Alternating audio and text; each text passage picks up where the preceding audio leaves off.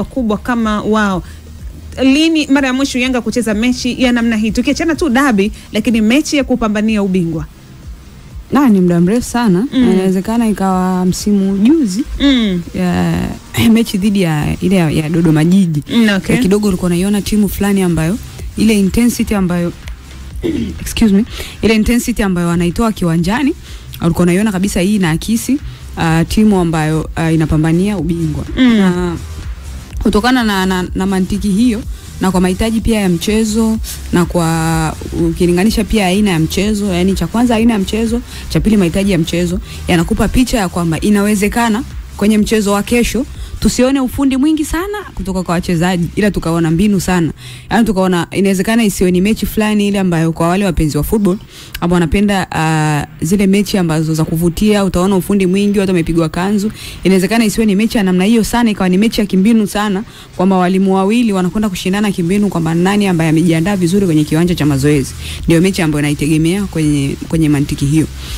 Young Africans kwa baadhi ya michezo ambayo nimewaona wakicheza msimu huu, kuna baadhi ya michezo ambayo naweza nikaichukua kama mfano kwamba inawezekana Mwalimu Fadlu akakiandaa kikosi chake kuna kukabiliana na Simba kwa namna hiyo, kwa sababu kitu ambacho nakitegemea ni kwamba Fadlu hatompa Melody Hamdi moments nyingi sana za kupenetrate kwenye eneo la katikati. Yani Yanga wanafanya mashambulizi yao wakiwa wanafanya build up, wao muda mwingi wana progress mpira kupitia maeneo ya katikati. Sitegemee hilo, kwa sababu naamini anajua kwamba hatari ya Young Africans ipo kwenye eneo gani. Ni pale ambapo utawaruhusu wao wa progress mpira kupitia eneo la katikati. Wana wachezaji ambao wanapokuwa wanalitazama lango lako wanaweza kupeleka madhara muda wote, whether kwa kupiga zile through passes, whether kwa kupiga cross ama kwa kupiga mashuti ambayo yanakuwa yanalenga lango. Kwa hiyo naamini muda mwingi wa mchezo Mwalimu Fadlu Davids atakuwa analazimisha zaidi Young Africans kupita kwenye eneo la pembeni. Kwa hiyo hicho ndicho ambacho nakitegemea zaidi,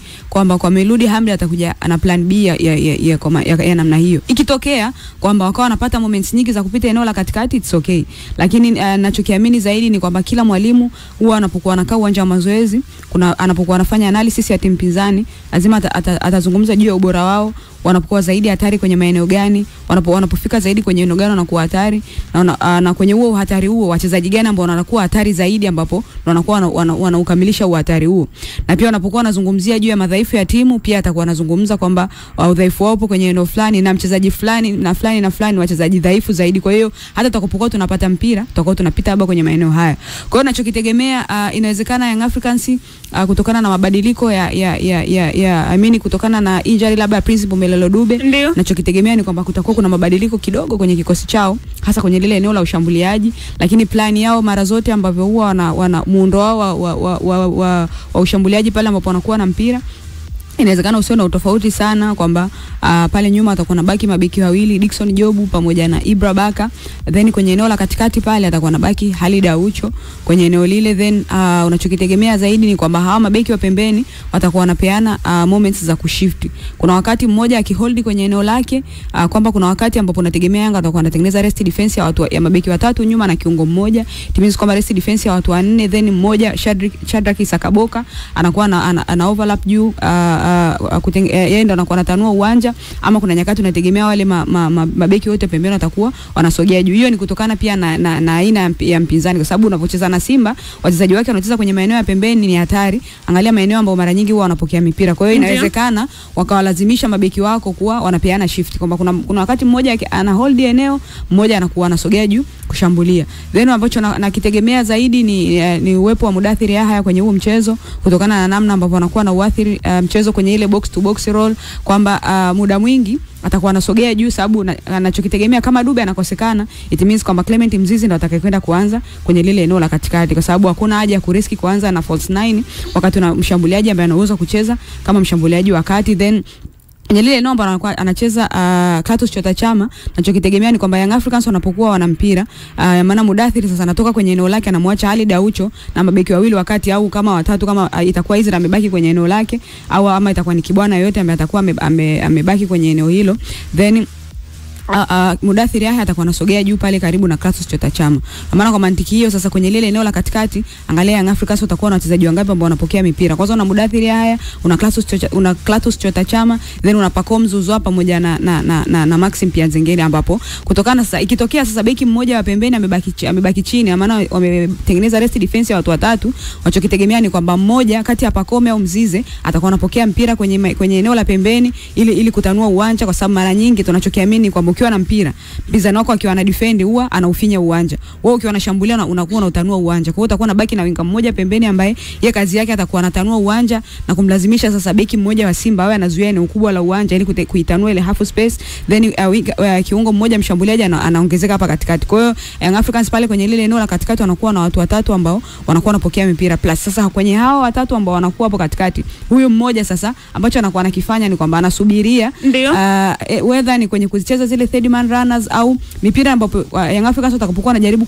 kupitisha mipira katikati au kupitisha mipira kutoka kwenye eneo la pembeni, kuipenyeza mipira katikati ikiwa inashindikana, na maana plan yao ya pili itakuwa ni kwenye kupiga cross. Kwenye kupiga cross sasa ina maana kwamba Young Africans wanahitajika sasa kuwa watu wa pili kuweza kucheza mpira, kunufaika na zile second balls. Ni nani ambaye anategemea kwenye eneo hilo atakuwa anaokota mipira? Ni mtu kama Mudathiri Yahya, ambapo mara nyingi amekuwa akicheza role hiyo. Kwa hiyo wachokitegemea sasa ni kwamba anapookota mipira kwenye maeneo hayo, je, anakuwa ana touch nzuri ya kwanza kwamba ile anufaike na rebound, apige shoot golini, ama uanzishe mpira haraka kuangalia ni nani ambaye labda amefanya movement kwenye half space, kwa sababu mara nyingi inakuwa ni ngumu sana kukabiliana na mchezaji ambaye mmoja ana mpira na mwingine ambapo anakuwa anafanya movement. Kwa hiyo unachokitegemea zaidi ni rotation sana kwenye lile eneo, kwa sababu unacheza na timu ambayo ina wachezaji intelligent, wanajua namna gani ambapo watakabiliana na wewe, wameshajiandaa kiwanja cha mazoezi kukabiliana na wewe unapokuwa unafanya movement bila mpira, na unapokuwa pia unafanya movement pasina kuwa na mpira. Kwa hiyo unapokuwa unategemea wachezaji wako wengi wanapokuwa wanategemea kuomba mipira miguuni,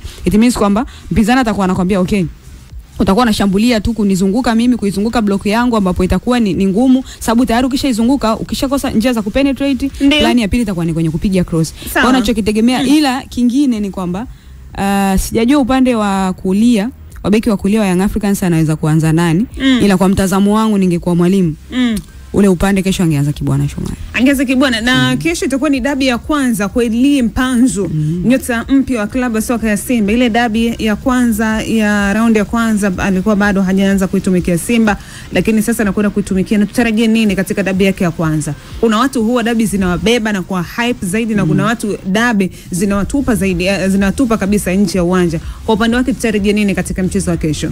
Kitu kizuri ni kwamba Elie Mpanzu toka alipoanza kuitumikia Simba kwenye michezo mikubwa mingi, inawezekana sio yote ambao ameshow up, lakini kuna baadhi ya michezo ambao ameweza kushow up. Na toka alipoingia kwenye kikosi cha Simba Sports Club, yeye ndo ameonekana kama playmaker zaidi. Kwa hiyo hata ile role ya Jean Chaza huwa kwenye lile eneo imebadilika. Sasa hivi Jean Chaza ndio maana unaona magoli mengi ambayo anayafunga akiwa ndani ya box. Sababu muda mwingi anakuwa anapokea anaenda kusubiri mipira pale katikati pamoja na mshambuliaji. Kwa hiyo Simba anakuwa kwenye box, wanashambulia na washambuliaji wawili. Kwa hiyo ndo anakuwa anaifanya ile role kwenye lile eneo, alafu beki mmoja ameanza pembeni kama ni Mohamed Hussein anakuwa na overlap juu, yeye ndo anakuwa anatumika hapa katikati kwenye kuhakikisha mipira mingi inadondoka kwenye box, whether kwa kupiga pasi za chini ama kwa kupiga mipira pale ambapo Simba anajaribu overload ile eneo la pembeni. Ese labda Mohamed Hussein amesogea juu, Jean Chaza huwa amesogea kwenye ile eneo pamoja na Elie Mpanzu anajaribu kutengeneza triangle. It means kwamba anavuta concentration ya kiungo ulizo wa Young Africans. Hapo unamzungumza Ali Daucho, unamzungumza beki wa kulia wa Young Africans pamoja na beki wa kati wa kulia wa Young Africans. Kwa hiyo tayari unapovuta concentration ya hawa watu watatu, it means kwamba unapata sasa nafasi ya mmoja ambaye ameoverlap juu, let's say labda ni Shomari Kapombe, utapiga labda ni square pass kwenda kumfuata kule, mnanufaika na lile eneo, anapiga cross ndani, tayari nakutana na mtu anakwenda kuscore. Kwa hiyo ninachokitegemea ni kwamba kama Elie Mpanzu anakuwa na siku nzuri, it means kwamba sasa anakwenda kupeleka madhara mengi sana kwenye lile eneo la Young Africans la upande wa kulia, la beki wa kulia. Na ukimwangalia kwenye baadhi ya michezo ambayo Yanga amekutana na mawinga machachari sana, naweza ngakumbuka mchezo dhidi ya TP Mazembe, Oscar Kabwiti na Kibwana Shomari alikula naye vizuri, alikula naye sani moja vizuri. Ni moja ya mabeki ambao wanajua sana kudili na wale mawinga ambao ni machachari. Tofauti na namna ambavyo nimemuona Izra, ni beki mzuri, lakini kuna baadhi ya maeneo ambayo inapohitajika sasa unakabiliana na winga ambaye ana uwezo kukutengenezea kukusababisha ukapata kadi nyakati za mapema sana. Inawezekana ukaopti kwanza muda mwingi kwamba uanze na Kibwana, then Yanga wakiwa na mpira unakuwa na mabeki watatu nyuma na kiungo mmoja hapa katikati. Lakini ninachokitegemea kama Eli Mpanzo anakuwa na siku nzuri, na maana kwamba anakwenda kupeleka stress si tu kwa Kibwana Shomari bali hata kwa huyu kiungo wa ulinzi wa Young Africans, sababu muda mwingi atakuwa anapokea mipira pembeni ya bega lake.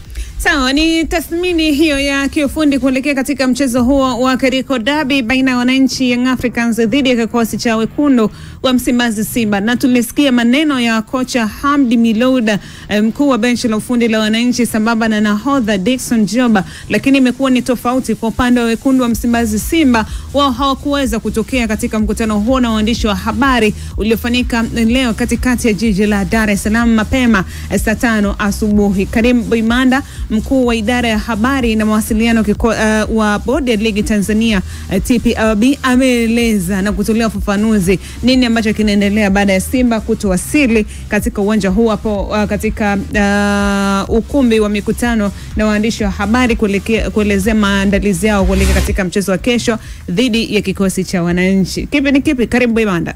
Kwa mujibu wa ratiba ambayo ilitumwa kwa klabu zote mbili na kwenu wanahabari, Simba Sports Club ambaye ni mgeni katika mchezo huu walipaswa kuwepo hapa saa 5:30 na kuanza mkutano, lakini tumefanya jitihada kadhaa. Bahati mbaya sana wahusika wamekuwa hawapatikani kwenye simu, kwa hiyo tunashindwa kuelewa changamoto hasa ni nini mpaka sasa hivi, lakini bado hawajafika kwenye eneo la mkutano. Na kwa sababu hili ni jambo la kikanuni, ni jambo ambalo lina ratiba, na baada hapa kuna ratiba ya matukio mengine kuelekea huo mchezo, hatuwezi kuendelea kuwepo hapa mpaka jioni, ndugu zangu wanahabari. Kwa hiyo nitumie fursa hii kusema rasmi kwamba tunamaliza mkutano wetu rasmi na kwamba taarifa nyingine zitatolewa hapo baadaye. Kwa hiyo kila kitu kiko sawa, na kwamba tumewakosa Simba Sports Club ili watueleze changamoto, kama kuna changamoto yoyote ambayo wamekutana nayo huko njiani wakiwa wanakuja au la. Kwa hiyo tunaendelea kuwatafuta, tutakapojua nini changamoto tutawajuza kupitia kurasa zetu za mitandao ya kijamii na maeneo mengine muhimu. Huyo ni Karim Boimanda, mkuu wa idara ya habari na mawasiliano wa kikosi kwa maana wa bodi ya ligi kuu Tanzania TPLB, akiweza kuelezea ile hali ambayo ilitokea leo katika mkutano na waandishi wa habari. Kwa maana tumezungumza na kocha Hamdi Milouda, lakini pia kazungumza Dickson Job, lakini kwa upande wa kikosi cha Simba imekuwa tofauti. Simba hawajatokea, na kama ambavyo mmesikia Karim Boimanda wamejaribu pia kupiga simu kadhaa za viongozi hawa Simba, simu pia zilikuwa hazipatikani kwa mujibu wa Karim Boimanda. Kwa hiyo akasema wana habari, nendeni mkaendelee na majukumu yenu mengine, kwa sababu kanuni ama kwa mujibu wa taratibu na ratiba ambayo imepangwa, ambayo iliwatangazia Simba na umetutangazia wana habari, mkutano ulikuwa ni majira saa 5:30, lakini hatuwezi tukawaweka hapa muendelee kukaa eti mnasubiri Simba, sababu muda ni huu na hawajatokea. Basi kila mtu endelee na shughuli zake. Na Nsajigwa, pengine kanuni zinazungumzaje kwa timu ambayo haijahudhuria mkutano na waandishi wa habari siku moja kabla ya mchezo husika, kwa maana mkutano na waandishi wa habari match conference, kwa maana siku moja kabla, namna ambavyo mambo yanavyokuwa inakuwaje? Yani kama kocha hajazungumza na wanahabari, nahodha ama mchezaji mwenye ushawishi wa kikosi husika hajazungumza na wanahabari, kanuni zinazungumza nini kwa mujibu wa ligi kuu msimu huu mwaka 2024 2025? Kanuni ya 17 taratibu za mchezo. Ndio. Kifungu cha 58 kinasema kutakuwa na mkutano wa waandishi wa habari siku moja kabla ya mchezo, ambapo kocha mkuu, nahodha au mchezaji mwenye ushawishi ndani ya timu yake watazungumza katika mkutano huo. Kifungu cha 59 kinasema klabu ina wajibu wa kushirikiana na mdhamini wa matangazo ya televisheni, ikiwemo kupata picha za wachezaji na benchi la ufundi kwa ajili ya maandalizi ya mechi zao. Kwa hiyo kanuni ya 17 taratibu za mchezo kifungu cha 58 kinathibitisha kwamba mkutano waandishi wa habari kuelekea mchezo husika lazima uwepo. Ndio. Sasa usipofuata au usipotokea kanuni hiyo ya 17, kifungu cha 62 inasema TFF au TPRB, hii ni bodi ya ligi, itachukua hatua kwa ukiukwaji wowote wa taratibu za mchezo kama zilivyoainishwa kwenye kanuni ya 17 kwa kutoa onyo kali au karipio au kutoza faini ya kuanzia shilingi milioni 1 mpaka shilingi milioni 2 au kufungia mchezo mmoja au mchezo usiozidi mitatu au kipindi kizidi miezi mitatu. Faini ya makosa yanayojirudia itatozwa kwa shilingi milioni 5 na shilingi milioni 10 kwa mchezaji au kiongozi wa timu. Kwa upande wa timu ambayo itakiwa kwa taratibu yote ya mchezo, maki zipo nyingi ikiwemo hiyo ya kutofika kwenye mkutano wa waandishi wa habari, kutakuwa na faini ambayo itaanzia shilingi milioni 1 mpaka milioni 2. Lakini mchezaji anaweza kukutana kifungo cha mchezo mmoja mpaka mitatu. Kwa kiongozi anaweza kufungiwa kuanzia mwezi mmoja mpaka miezi mitatu. Lakini pia kwa yale makosa ya kujirudia unaweza kukutana na faini ya shilingi milioni mpaka milioni 5, na kwa mchezaji au kiongozi anaweza kukutana na faini mpaka milioni 10. Kwa hiyo kwa Simba hii ni kosa lao la kwanza tangu msimu huu umeanza, kutofika kabisa kwenye mkutano wa waandishi wa habari siku moja kabla ya mchezo. Maana yake faini ambayo watakutana nao hawa ni shilingi milioni 1 kwa mujibu wa kanuni ya 17 kifungu cha 62. Kwa hiyo hiyo ndo adhabu ambayo inaweza ikawakuta wekundu wa Msimbazi Simba. Itakuwa alipiga mahesabu kana milioni 1. Simba Ngongo anamaliza peke yake. Milioni 1 anamaliza mwenyekiti. Sawa, na chini hapo kwenye hii kanuni nikiangalia kwa sababu tunaenda kumaliza msimu. Ndio. Ni moja ya kanuni ambazo mimi natamani zifanywe marekebisho. Iweje? Hii ya 17 kifungu cha 62 kwenye sehemu ya adhabu. Adhabu hapa ya shilingi milioni 1 hadi milioni 2. Kwa timu ya ligi kuu ni pesa ndogo sana. Okay. Ndio mkutano wa waandishi wa habari, mmoja mtu ambaye anakuwa pale ni mtu wake za matangazo ya televisheni. Sasa hawa watu ndio ambao wanaifanya hii ligi kuu na iwe na thamani. Ndio. Plus waandishi wa habari wote kwa ujumla, kwa sababu utachokiongea pale ndio ambacho kitaandikwa, ndio ambacho kitatangazwa kwenye TV, kitaenda kwenye radio. Kwa hiyo ligi inakuwa kwa namna hiyo. Kuwaweka watu pale wamejazana halafu ufiki bila kutoa sababu za msingi, hayo ni makusudi na ni dharau za hali ya juu. Okay. Kwa hiyo mtu ambaye anafanya dharau za makusudi kama hizi, kumtoza shilingi faini ya shilingi milioni 1 ambayo inawezekana kwa wachezaji tu mishahara hakuna ambaye analipa hiyo hela. Hii adhabu inakuwa haitoshi. Iongezwe kwa sababu hizi ni dharau. Na kizuri ni kwamba hawa Simba ambao leo wamefika kwenye mazoezi na mpaka leo kwenye mkutano na waandishi wa habari, hatujui sababu ni zipi mpaka muda huu. Wao pia hakuna tunu ambao wanaitegemea kama wanahabari kwenye kupeleka majambo yao. Ndio. Kwa sababu wao na matukio yao huwa wanaita wanahabari ili waweze kuyapeleka kwa mashabiki zao. Kwa kama unaweka hapa alafu utokei, maana hizi ni dharau za makusudi. Kwa hiyo kukomesha hivi vitendo, mimi naona kuna haja ya adhabu kuongezwa. Inawezekana kabisa matukio yote kabla ya mchezo Simba akayagomea. Lakini kwenye mechi uwanjani akaenda. Kwa nini kwenye mechi uwanjani anaenda? Kwa sababu kutofika uwanjani adhabu zake ni kubwa, ikiwemo kukata alama 15. Na okay. Naamini kesho uwanjani Simba anaweza kafika. Lakini hama tukio yote kwa mfano leo hajafika kwenye press. Inawezekana kesho saa 4 asubuhi ambapo kuna pre-match meeting, au leo kwa sababu Simba na Yanga kuna muda huwa anafanyika siku moja, kingo taratibu ni siku ya mchezo saa 4:30 asubuhi. Ndipo Simba na Yanga wenyewe huwa wanaenda tofauti, huwa wanafanyika siku moja kabla ya mchezo. Inawezekana hiyo pia asiende kwa sababu kuna taarifa kwa Simba inawezekana asiende kwa sababu akipima adhabu zake ndo hizi milioni 1, milioni 2, lakini kutofika uwanjani kukata alama 15. Ndio. Hiyo lazima iogope. Kwa sababu gani? Ni kanuni ambayo inang'ata. Kwa hata hii pia lazima iboreshwe. Watusaminishi wanahabari, tunafanya kazi kubwa sana kuhakikisha ligi inakuwa kubwa, lakini pia kuhakikisha mashabiki zao wanapata taarifa.